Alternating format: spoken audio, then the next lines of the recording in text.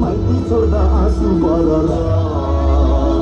काँडे सिस्नु तरकारी जागिर खाएको सरकारी छुँदा तिमीलाई मनै मरर